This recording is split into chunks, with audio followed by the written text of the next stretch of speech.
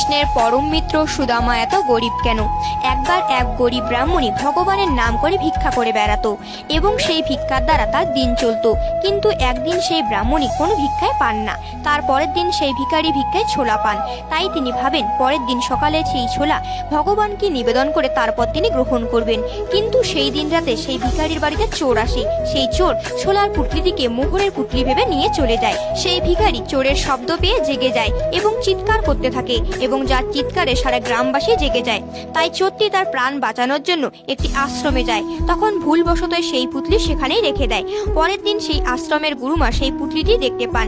কিন্তু যখন ভিখারি জানতে পারেন তার ছোলার পুটলিটি চোর নিয়ে গেছে, তখন ভিখারি অভিশাপ দেন যে এই ছোলা যেই খাবে সেই গরিব হয়ে যাবে। এরপর সেই আশ্রমের গুরুমা সেই ছোলা শ্রীকৃষ্ণ এবং সুদামাকে খাওয়ার জন্য দেন।